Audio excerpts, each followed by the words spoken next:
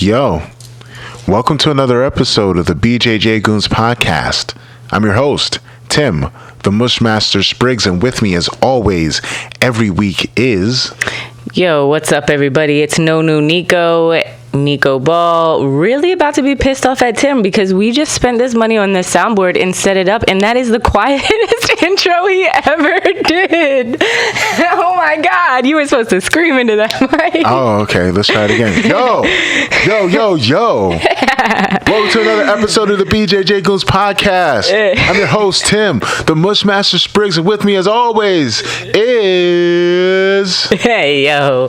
What's up, everybody? We have definitely been grinding this week. We've been doing a lot of work trying to improve on a lot of stuff. Like, we've been really productive this week, Tim. I'm proud of you, too, I had to rearrange the lighting. As you can see, I rearranged where we're sitting, all because we want to give you guys the best listening and viewing experience. So far, so great.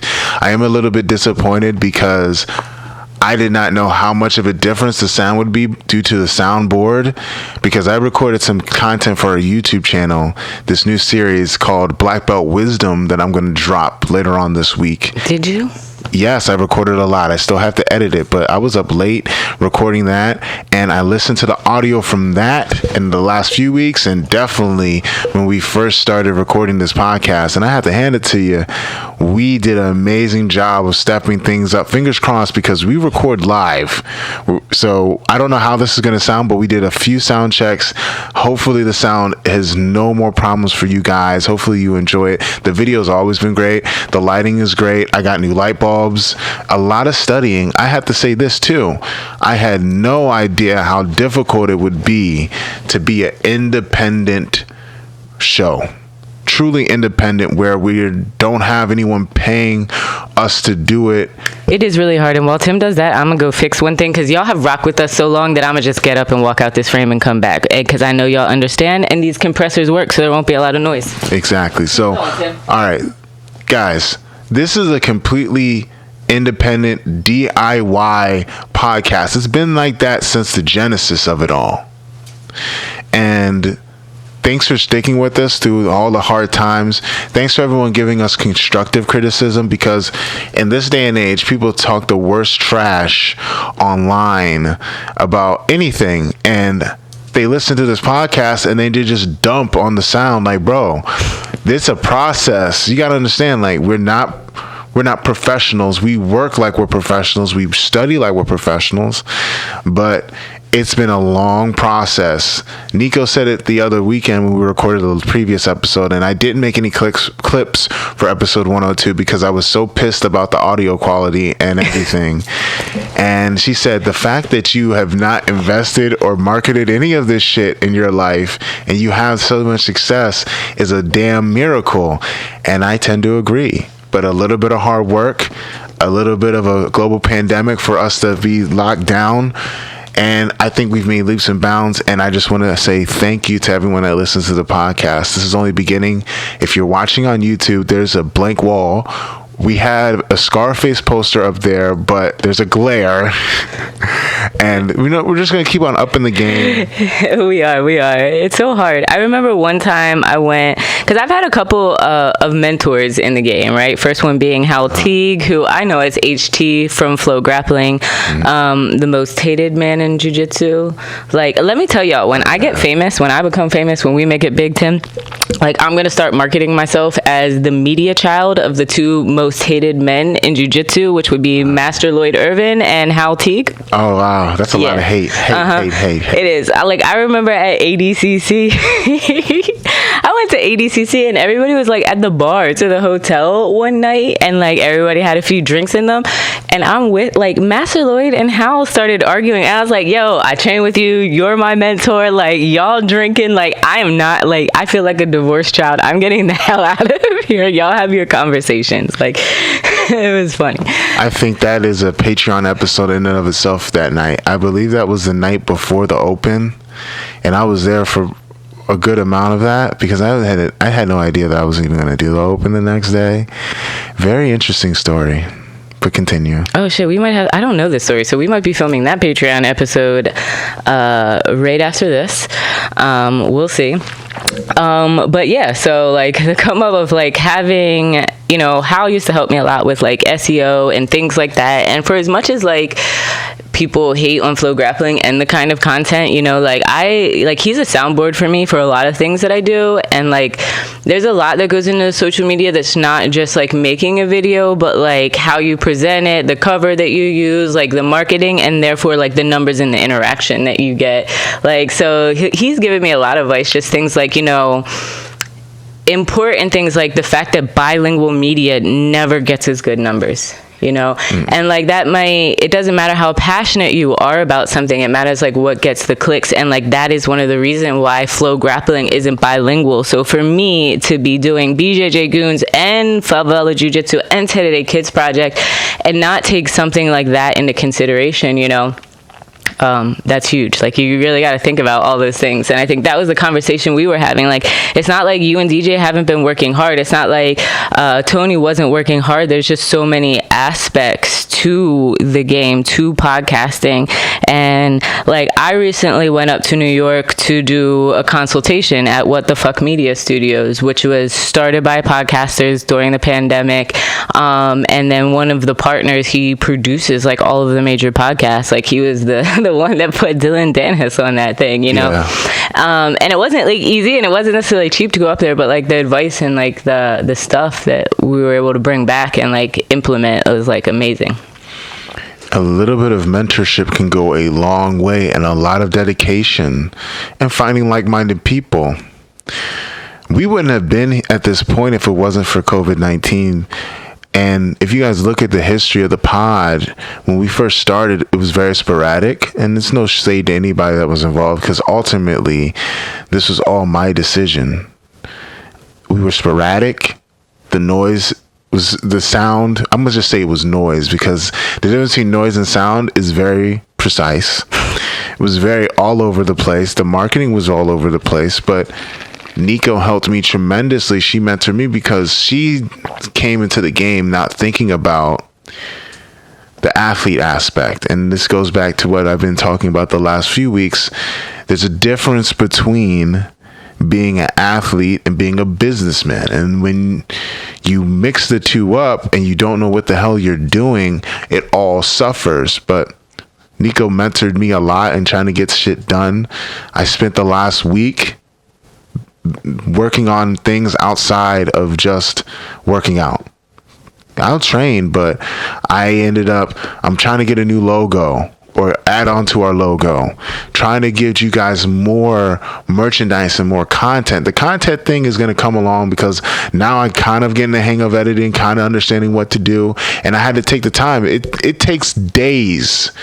Fellas, ladies listening, it takes days to get this stuff right. And even when we come and meet in for the podcast, it's at least an hour of prep to make sure the lights are right, readjusting my whole studio around to make it happen. And it's a lot of sacrifice that has to be made to make the sausage, which is Bjj Goons. And as far as the merchandise, you got to find people that are able to help you. I don't know what this mentality is, but I notice it a lot in people in my industry. Everyone wants to claim that they're self-made, and it's probably in other industries. Everyone says, I can do it all by myself. I did it all by myself.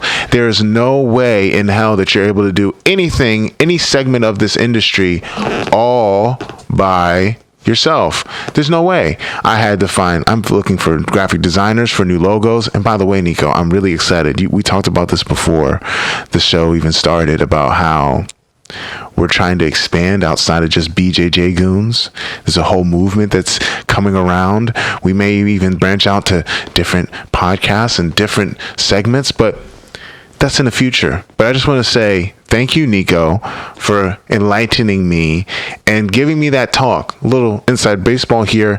After my last Fight to Win match, and a little bit before, I talked to you, Nico. I said, I'm tired. I'm tired of this different grind. It sucks. I feel like I'm stretched too thin. I feel as though I'm never going to be a master in anything. I mastered the art of jiu-jitsu, but I need other things to master in this industry so I can make it that I have a legacy, that I can get this Skrilla. And you said it perfectly. You said, think about your time. Think about what you're investing in. And if you do it, you're going to see dividends. But if you're just hopping back and forth, or you're trying to master something that you don't know, like, I am not good at marketing at all. However, I can study it. I can talk to people that are better than me. I don't know how to do graphic design. I can draw my ass off, but putting it in a file, in a PDF or a PNG or a vector file, that shit ain't going to happen. So it was a growth process. That's what Bjj Goons is all about. Our tagline is rise above. Rise above. That means you got to go higher. You got to rise above the hate. You got to rise above your limitations, and you got to push through. So to all the goons out there, the certified goons, the little homies, the big homies, thanks for all the support. And speaking of support, shameless plug, make sure you guys go to patreon.com/BJJ Goons for all the exclusive BJJ Goons content. We have bonus episodes. We have the special Ask the Goons, where we answer all your questions, not just jiu-jitsu related, but life related, all the craziness. And one of my favorites is the tutorials. Right now, Nico is the one that's asking me and guiding me on like what to show, because I'm an encyclopedia of knowledge, I would say. So right now she's the one that's guiding it, but I have tutorials and whole lessons on the BJJ Goons Patreon. So check it out. You sign up this month, you don't just get what happens this month, but the whole back catalog. We've only been doing Patreon, for 3 months now? Yeah, it's been about that. Not that long, but I love that you brought it up, and I love that you brought it up like that was just such a perfect description of what we're doing there. And I guess that's how it looks on the outside, but I think we should definitely talk a little bit about how we came to that point, because it was a struggle. Like, we had this issue, like there was some behind the scenes stuff that we had to hash out. Like, so we talked about stuff like, what can you get from the Patreon? Yeah, you're definitely getting 2 extra episodes a month, and that's for everybody, because we have 3 tiers, because we know some of y'all cheap and only got like $5 a month. I got 5 on it. Everybody got 5 on it. Come on now. everybody for 2 extra episodes a month. It's hard to keep track. I don't know what the hell else you're getting for $5 a month. I know for $20 a month is where you're getting like the techniques and the tutorials, and that's where we were kind of having like an issue trying to hash it out. And like, because not only do like you publish these things on Patreon, but behind the scenes, like all of these things have tags. They all have labels. And I was actually reading this in a book that I have in my backpack, which is like the Immutable Laws of Branding. And it's like, if you think about cars, and I don't remember the exact thing, it's like, it's just like the make and the model of the car. It's like the company, like the brand and the company are 2 different things. And like, it's very hard to distinguish, because like what some people consider to be like the brand is actually the company, like a Chevrolet or a Chevy. I don't know. It was not a very good description. This book, I have it because it was homework from another podcast, like Hear Me Out with Wayno. So you can go read the book and do your own homework and get a better description. But that was kind of where we were having issues. Like, there's techniques, which are like very straightforward, and then we have something that are tutorials, which are a little bit more in depth, and they like kind of explain concepts. And they're things like where I was asking questions like, you know, how do you really establish your grips to do an arm drag, especially no-gi? And so he went over like the things that I was having issues with, and then he answered my questions, and then he explained some more. So that's kind of like what a tutorial is. And then we're asking people to send in their questions so that we can answer their questions in the tutorials. A technique is just straight up, this is an arm bar, step 1, 2, 3, 4. And like, so I do a lot of video management. I translate a lot of seminars, you know, I manage black belts content. So for me, it's very clear to be like, yo, like, I know Muhammad Ali, like, will take 30 minutes to explain an arm bar, because he will go into all the technique and this and that, as compared to somebody that will be very concise. So like we had like a hard time trying to like explain this. Like we're filming all this content, and then I just have piles and piles of content, but we don't know how to label it or distinguish it. And like there was a lot of ambiguity between us as to what the content was and then how often it's going to drop. Like at one point he was like technique once a month, and it's like you're like techniques are the easiest fucking thing for us to do. You're a black belt, once a week. So like on the $20 tier, you're getting techniques from Tim once a week for $20 a month. That's 4 techniques a month, and like the opportunity to possibly ask questions. So it's really a great value. How we could market that, no fucking clue. Better. We just explained it. I just explained it to you. Like, but it was very hard to come to that level of clarity, you know? It was very difficult. And it took time, but we had to hash it out like as always. And I think that's the future of teaching, to be honest. Just like crowd sharing, like Napster, Change Music, I think Patreon and the bespoke teaching way of teaching is the future. Anybody can go make a instructional, but I want to reach out to the people that actually support me, which is a beautiful part. You know, you guys have been riding with us for what now, 3 years now, 4 years, and especially this last year, you guys really put it on for us, and we want to keep on giving you that fire content. And now that things are opening back up, I want to say that I am open for seminars and private lessons. If you're in the DMV area, for those who don't know, that's DC, Maryland, Virginia, you guys can hit me up on my Instagram at Tim Spriggs BJJ, or you can hit me up at book BOOK Spriggs SPRIGGS, that's 2 G's for a double dose of grappling, at bjj@gmail.com. And you know, that's enough for my shameless plugs. But guys, once again, thank you very much. Shout out to Nico for hooking it up, and I just love how the new sounds in my headphones. Just, Man, like hey, by the way, price of a brick just went up. Just to let y'all know, now we got good sound. Price of a brick just went up. I'm a choke dealer. That's what I mean, guys. Don't call ATF on me now. Come on. Yeah, tell me why Red Bowie pops up on the Favela Jiu-Jitsu Instagram. I reposted a picture of Alan Finfo wearing some kind of jersey. No clue what he was wearing in the shirt. And Red Bowie's like, is that a so-and-so jersey? Yo, tell that man that's some trash. I'll give him another one. Wow. I was like, Brazil don't need no more trash. Oh, my God.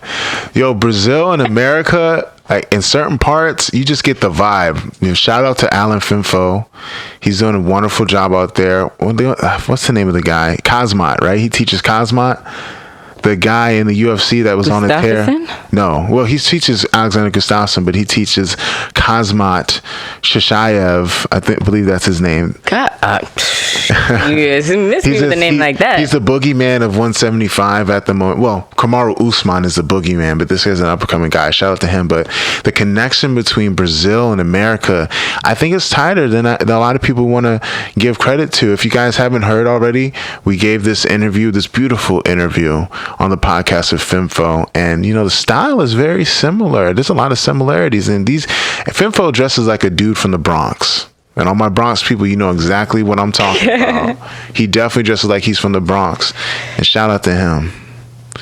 9-0. All right, All-Star Gym Sweden. Yeah, that is definitely where Finfo teaches. Oh, wow. You know, dang. I know a little bit about a little bit. You know a lot of, yeah. All right, yeah, he is a savage. So while we're on the subject of the Brazilian United States connection, you're going to Brazil, right? I am leaving. It's official, right? It's official tissue. It is official. Talk about it. Well, so a couple things are happening. Like Terere's cousin's getting married, so he's the one that runs Terere Kids Project for me. So I want to be there. And then we have the donation from Virus International. So they donated the 12 box. Oh wait, did another box come? We're gonna have to count, but there's boxes all. Yeah, there was supposed to be another one.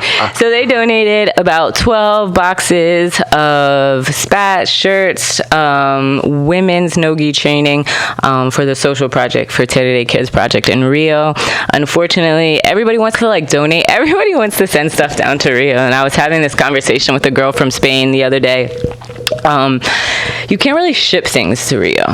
And later we're going to talk about Randori and the commentating we're doing there, but there's a Brazilian that works at Randori, and she was telling me she knows a shipping company, but again, like my confirmation's like you can't really ship things to Rio, like not gis, not products, especially not like 12 boxes, and like the value of this, because it's Virus International, it would be a lot of money to lose if it didn't get there or didn't come back. So Facts. Yeah, so it's all got to be taken down personally in suitcases. So I always go, and normally I'll stay in like the favela, but this time I'm gonna get an Airbnb, so I can facilitate like a group of people going down. There's a couple competitions this summer. Unfortunately, Rio Winter has already filled up, but there's a competition on I'm leaving on the 19th of June. There's a competition on the 3rd and the 4th of July, and then the weekend after that. We're actually working on having our own event for Favela Jiu-Jitsu, which would be like super fights. So a social project in City of God does it a lot, and we were trying to see if they were maybe going to have an event that we could kind of, work together and sponsor. But they're not, so I have some partners down there. I think we're just going to try to organize our own super fight event. They're at the point where they're like looking for refs, seeing the place, the venue, how much it would cost, and some potential local sponsors. So that would be really cool. You trying to come? I'm down to go. I want to do some seminars. I want to do some teaching. I want to do some commentary. I would love to do commentary for BJJ Stars, the English version of the commentary. I'm into commentary. I practice here and there at home. I actually do practice at home, and I'm not trying to boost the Patreon or the podcast or the Bjj Goons YouTube channel. I focus on the commentary, and I'm really excited to do Randori, and I would love to do the commentary at BJJ Stars. And who doesn't love a nice Brazilian winter? It's winter down there, but it's probably hotter than it is here in Maryland. It is. It's really nice. It's like not too hot, not too cold, so like it'll be rainy, a little overcast, but still warm, but you still get like your sunny days, good for going to the beach. That's what's up. I'm trying to go. By the way, are there any bites? I mean, did you tell them that I wanted to go? Like, what's the deal? Yeah, actually, so I have messages. So wow, messages. I'm very popular. No, they're like trying to go across. He was gonna message Fepa today. So at first I was trying to talk to like another content creator about some stuff, ask them, and to speak with Fepa first. Yo, listen, if we go down there, we're gonna have so much crazy ass content for the Patreon. A little bit for you guys on the YouTube to wet your beak. All right, I'm gonna put it out in the universe. I'm gonna get a huge. When are you going again? Because June. I didn't really think of this because like I also have to teach, like, so I'm working, so I have to go down there the weekend before the wedding, then give finals that week, because it takes like, if you fly out the 19th, then you get there like the next day. So the wedding is on a Saturday, and then if we end up, so I gotta fly out on Juneteenth, like June 19th. But I'll be there for a while, so people don't have to fly out with me. Like that's the thing. The only thing is, I have something set up down in Georgia in the Low Country by Savannah, where I'm going to be teaching on the military bases down there some jiu-jitsu in July. So that's the only. But when in July? We haven't narrowed it down yet. You will be the first one to know. As always, you'll be the first one to know. And June? What is in June? I'm trying to think about what is in June. Let me check my Palm Pilot. Oh, so I ain't got shit going on. So we'll see. Yeah, because wait, why is the 19th going to be like the weekend before the 19th? Yeah, it's the weekend. The 26th is BJJ Stars. The 24th is Rio Winter. DJ's Mr. Worldwide. I'm Mr. International. Mr. Intercontinental. Yeah, but that'll be dope. It's definitely been a headache, like trying to secure a place and like organize a trip for more than one person. Yeah, so shout out to all the people. Like I was like talking to like some of my friends of like trying to figure out what kind of accommodations, because it's like really hard in Rio. Like you either have really nice places that are really expensive, or like some decent places but like all the furniture and the appliances are shit, and it's like I'm not trying, like I've been stressed out this whole year. It's like I'm not trying to have any issues on top of needing reliable internet to work here consistently to do the podcast, and like I've got to go down and do a lot of training. Like, oh, that was the other thing that we were going to talk about, like am I taking the soundboard to do the production? But like, so I have a partner who I want to do a podcast down there that does my production. And so, like, I need to take him equipment. So, that, like, I have a month to, like, secure an Airbnb, buy the plane ticket, like, figure out how many people will actually go so I can divide these suitcases, actually go to a thrift store and buy some suitcases, come here and pack the suitcases. And then I forgot where I was going with this because it's so overwhelming. I have a month to do all that. What else do I have to do? You talking about training. You talking about having to bring all this stuff down to Brazil. As you said, it was related to something we're going to go over later on in the episode. I don't know. It's a lot. There's a lot of planning. It's a lot of coordinating. You're forgetting everything. It's a lot of coordinating. Yeah, it's a lot of coordinating. Well, check this out. You know, if I'm able to get some seminars down there, I can help you. I'm a very good pack mule. If you haven't noticed, I'm pushing sleds. I'm still in shape even though I'm retired. I'm still in very good shape. I can still whoop some ass a little bit. So I'm a good pack mule. I can lift and carry heavy things, and I love the sun. Now I remember where I was going with that. On top of all that, I might have to buy another soundboard to bring to Brazil, and then I can just leave this one here because there's like a mini one. So it's like I have to like do that, like run that cost analysis. Is it worth like they need some kind of soundboard. I could bring around a crappy soundboard like that this is replacing, not yours.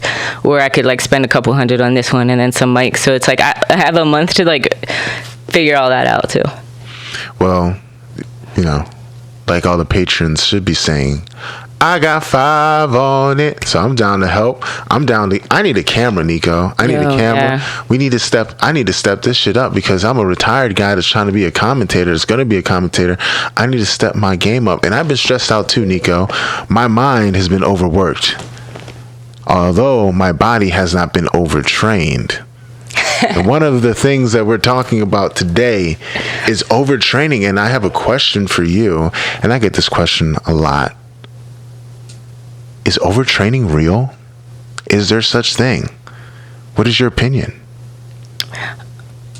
I mean, yeah, I definitely think overtraining, like, if you don't train correctly, then you can overtrain and get burned out. Like, I feel like there is a way to train just as much as those people that are overtraining, but do it a little bit more effective. Like, focus on recovery, nutrition, things like that, because, yeah, you can easily get burned out or hurt your body. I absolutely positively believe that overtraining is real. I have a few examples later on I can give, but just in general, overtraining is real. If you're going to an academy that is very good, that is focused on competition, and even if it's not and we're back. Sorry for the technical difficulties, folks. This editing that you probably heard halfway through this episode is all due to Nico's phenomenal editing skills. So before we were cut off prematurely, we were discussing whether or not overtraining was real. And I believe absolutely, positively, that overtraining is real. I have several examples that I can give. If you're training at a high-level school, or even a school that pushes you, you can definitely overtrain. So let's look at it from a competitor's point of view. I competed at a high level. I would train twice a day in jiu-jitsu. And every other day, I would do weightlifting or some kind of strength and conditioning on top of that.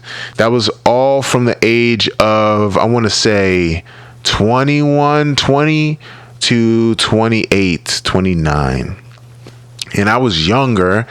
I have some athletic gifts that I had to cultivate, and I was very lucky. Besides some serious injuries that I had, and I will say this, I've had some pretty rough injuries, but I was able to recover very quickly.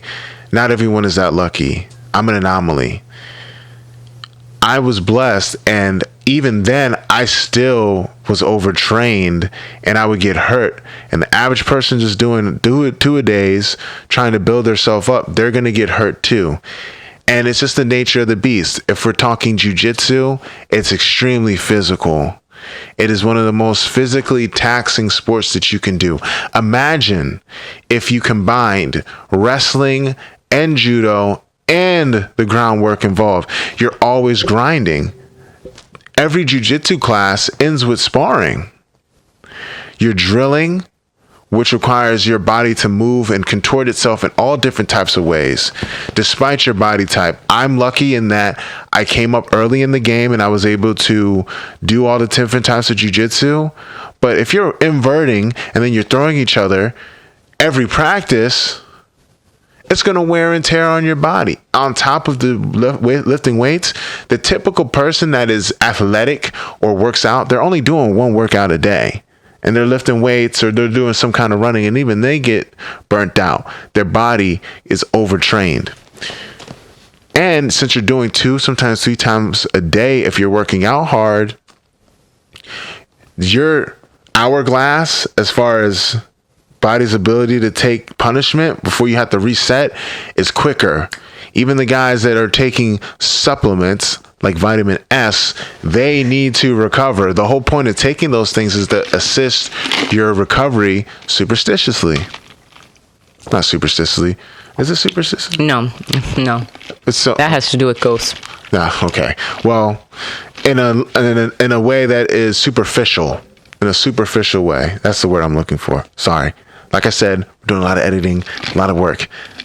My vocabulary is off. Nonetheless, you will overtrain quickly. For the average person coming to a jiu-jitsu class every day, you're going to be overtrained. Ways to prevent that is rest. That's the only way. You have to rest as hard as you train.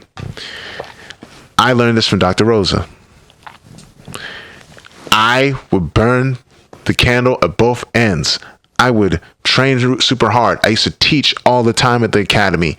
I used to drive 90 minutes to 3 hours a day. And that little bit of time I had home, I had to sleep. But if you're natural, and even if you're unnatural, the hourglass is going to run out. You will eventually have to lay your ass down. And the best way to prevent overtraining, in my eyes, is your schedule. Scheduling what you're doing. That is so hard. That's so much easier said than done. Like, especially so. Like, how often do you think like people have like demanding coaches? Like, if you're doing it at a high level, you're gonna have a demanding ass coach. All the great coaches are demanding on some level. You're gonna have to give. I don't mean to sound cocky, but all the top coaches, they're gonna demand stuff of you. And it's very rare that you're going to experience this, most people even listening. But if you're with a great coach or a coach that knows what they're doing, they're going to demand that you grind some way, somehow. Is that a good thing or a bad thing? Like, is that what's necessary to, like, get to the next level? At some point, like, you would think you go through a cycle. Like, if you're, you think you go through a cycle. They do go through cycles. Athletes that have, like, personal trainers that accompany them through, like, not just, like, a fight camp, but, like, the macro cycle of the out of months, like, the strengthening, cardio, and, like, these are programs that are developed for athletes, like, months out.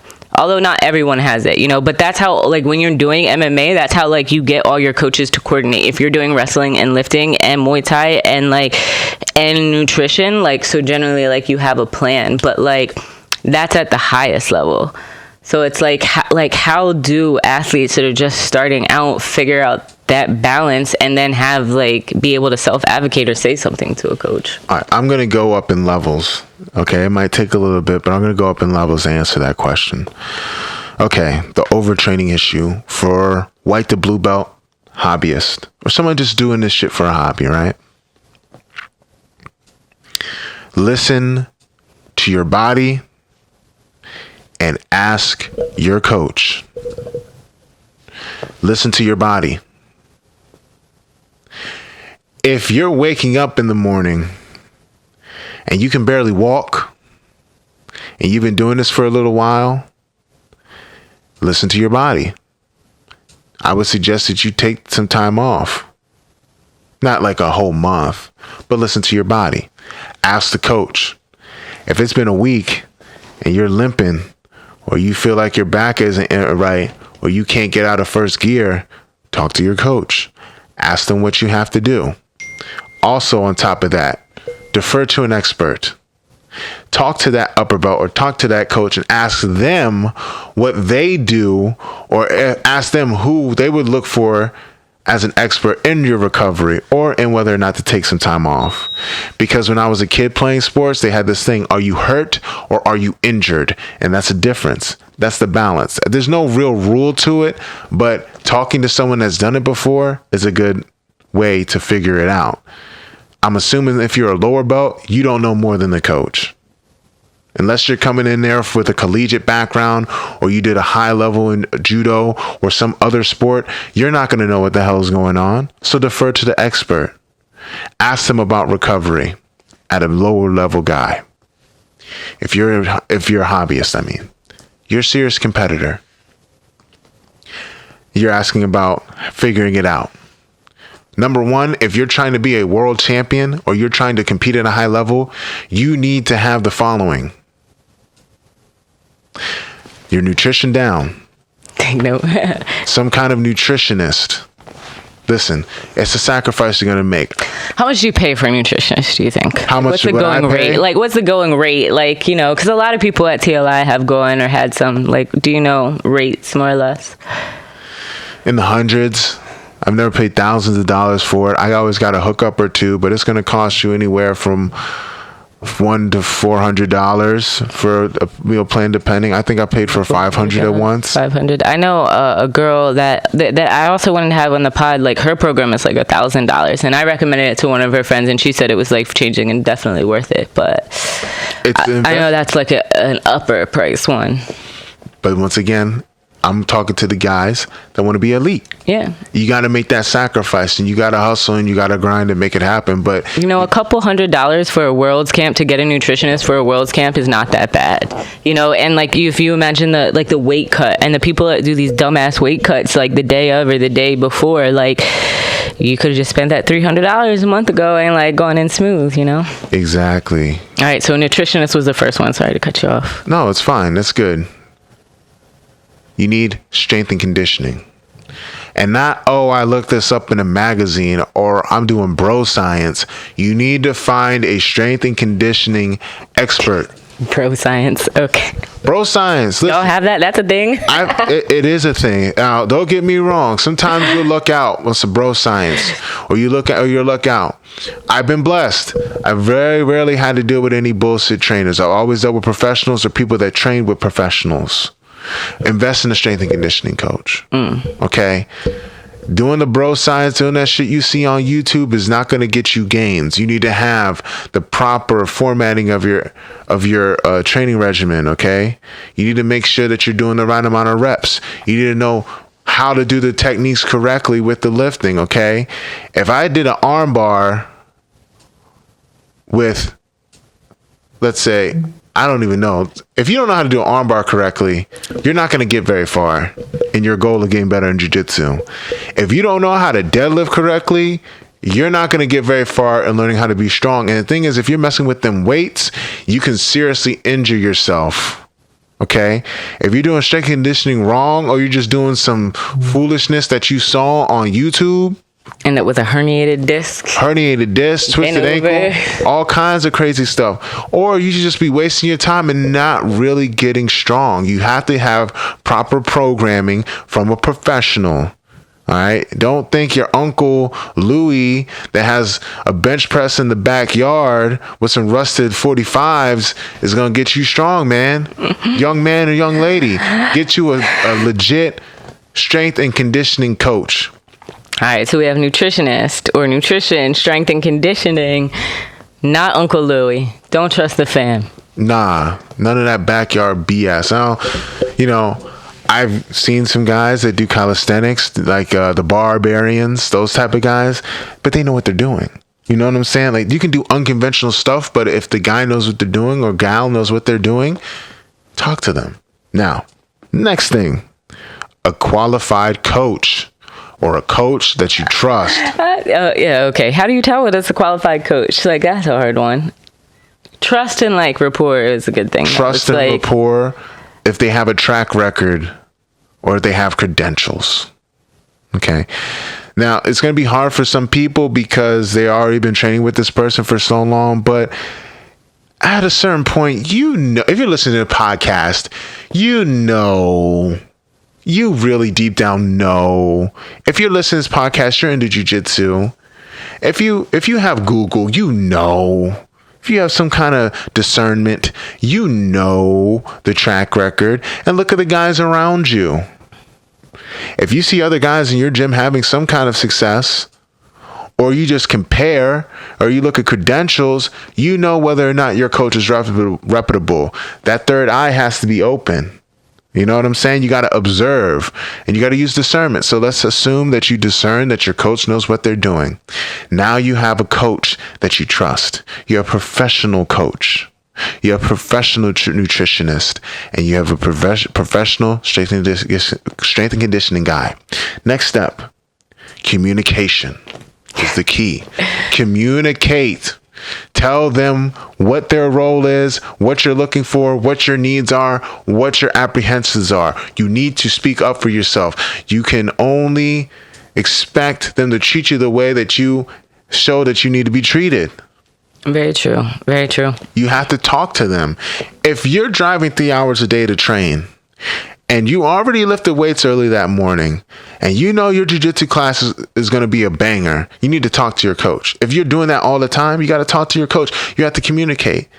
Because if I'm a coach and I see that, okay, let's take jiu-jitsu for instance. You woke up 6:30 in the morning, you was lifting heavy weights, you were reaching PRs.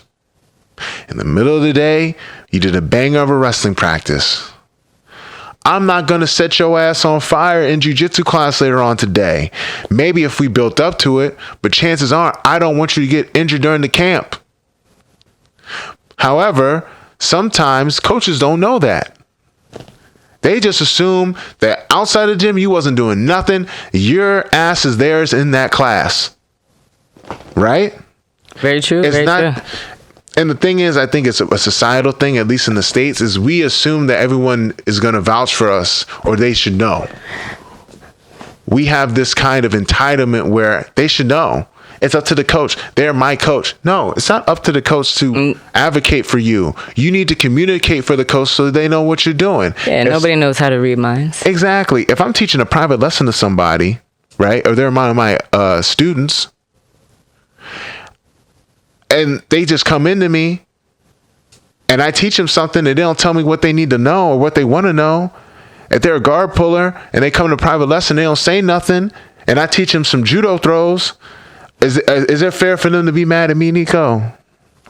No, but a lot of people don't know what they want or how to communicate it, I think. Or feel like, I don't know, people can be, I feel, in very overbearing environments or not feel like they're in a good place where they could speak or say what they feel. And that's probably not the best place for you to be training if that's how you feel. Like, the vibe is a real thing. I was listening to an interview about somebody selling gym memberships, and they were like, yeah, like if they come in and I don't like the vibe, I'll just tell them right off, like, this isn't a good fit for you, like go somewhere else. And I think a lot of people as customers, we don't think that we have that freedom, that liberty. Like, maybe you get into a new place and it's like, wow, like this is amazing. Like if you were to walk into AOJ, like the AOJ is great, but like they're super religious. They definitely have a vibe, and like that might not be for you if you're like the kind of a 10th planet person, you know? Like, those are completely different gym cultures. I think it's a little bit hard for people to like really realize, like, you know, that shit ain't okay. Like, I don't need to deal with this. I can just go somewhere else. Yeah. It's all about communication. And I think that's the key to preventing overtraining. And there's a thing too about training. There's a mental aspect. I'm glad you touched upon the vibe. There's a mental aspect too. I'm all about fully immersing yourself into your art form. All right. Some of your favorite musicians spent hours upon hours upon hours writing songs, creating beats. However, you need to take a break mentally. I'll give you some examples of my mental overtraining. So there was a time coming up in the ranks that I would have straight up dreams about jiu-jitsu because it was all I thought about. I was obsessed. And I would like have my girl over. At the time, I'm single now, but I had a girl over, and like, she's like, what the hell is wrong with you? I was like, what do you mean? It's like, you were fighting in your sleep. Like, you're tossing and turning like you fell out of the bed. Don't you remember? And I said, no. It's like, yeah. And I thought to myself, oh shit. I was You were dreaming. grappling. I was grappling. And not the fun kind of grappling. I was just grappling in my sleep. If I lost a match coming up, I would have like almost a mental breakdown. I would just be so obsessed, or I'd be so on edge all day thinking about how I had to train hard, or I had this match coming up and I had to win. And I forced it. It's because I overtrained. Now you're saying, oh, you were just obsessed. No. Part of training is training your mind. I had to train my mind. I did mental exercises. I did visualization, and I went overboard. Even to this day, I kind of go overboard with things that I visualize. And it was all because I was so desperate to win. And I went overboard. I missed a lot of personal time with friends because it was my obsession. And because of my mental training and my mental obsession, it leaked over into the physical. And if you're super tense while you're training, it's going to negatively affect your training, and it just all goes hand in hand. So you need a break mentally too. Sometimes you just got to leave. There's a time I did Pan Ams. I won gold in my weight class. I lost in the quarters of the open, and I was like freaking mentally torn up. So I had to leave. The competition? No. Or I just stayed like leave what? Like leave like jiu-jitsu for a while and just stop training for a while? No, I came home and I still trained like the same way. I wouldn't take breaks. There's another thing too. Like I take a day or two off and I'll be like, all right, it's time to grind again. But then after that loss, I was like, yo, I need to leave. So I left. I did like you. I went to New York. I didn't cry on the way there, but I was definitely like, I need a break. I got to go see the homies. And that's what I did. And that's the way to prevent overtraining in physically and mentally. You need to talk to your coaches. Just keep going off. You got to communicate, advocate for yourself. And sometimes you just got to dip set for a little while. Just dip. There's nothing wrong with dipping. And now with jiu-jitsu, there's no such thing as a season anymore. There's events. It's all the time. It's all the time. You're not going to lose nothing by taking a break off. Shit. I took almost a whole year off from doing jiu-jitsu. And I just reinvented myself, and I feel good. I'm pretty sure that's why, like, Mackenzie Dern got kicked out of, well, not kicked out of, but asked to leave the Winklejohn camp in New Mexico because she was in California at the beach. And they're like, well, you need to be back, like, in the area, like, if you're on the pro team, like, training and doing this. And I think, like, her response was like, nah, like, I need to miss y'all first before I come back. Like, make me miss y'all first. I need to want to come back. Like, I need this time at the beach. And then I need to want to be back at that hard training, So that was kind of like her justification. It didn't fly with them, but if that's how she felt, like that's a real thing. Like if you're burnt out mentally, like that's kind of how I feel now. Like I have so much going on, like I'm so upset all the time, but there's nothing wrong with me. It's just like, oh, I gotta do this and I gotta do this and I gotta do that, like and it's a lot. And I'm just at the point where it's just like I need a spa vacation, and it's very hard to like schedule that and like to make sure that that is a priority in your work. So like those are all great things, like having that communication, like very great points. Yeah, you just got to be able to balance, and it's all about balance. I don't believe in horoscopes, but I'm a Libra. If you guys don't know what a Libra is, it's a scale. And it has to be balanced. And that's what life is about. You have to balance. You got to have your sugar with your salt, so to speak. That's what it's all about. But overtraining is very real. Overtraining is very real, and it can negatively affect your performance. That it can. But for those of you that are training before we leave here today, we are looking for some fighters. So we were going to be commentating at the Randori Invitational in Annapolis, Maryland. May 29th, which is 2 weeks from now. And they're still looking for a few fighters. This is just a small local thing. It's going to be a live stream. Great way to get like some media attention, some great footage of you. They're looking for a 13-year-old gray black belt, so it's like gray with a Oh, Black stripe. I was gonna be like, I didn't know that was existed, and that's why I looked. I was like, they want a gray, like a black, huh? All right, I didn't know, but I need to work on my kids' belt levels. So they're looking for a kid, a 13-year-old. They're also looking for an adult brown belt male at 205, an adult purple female at 170. I want to venture as far to say is that fight is for Saida Durkee, the Ginger Ninja. You don't need to cut weight. They're just, whatever weight you walk. If you're interested in competing, go to rjjc1.com or look for Randori MMA, Randori Martial Arts on Instagram. For those of you that are too lazy to note that down, Randori Martial Arts on Instagram. You can find all the links you need to the event.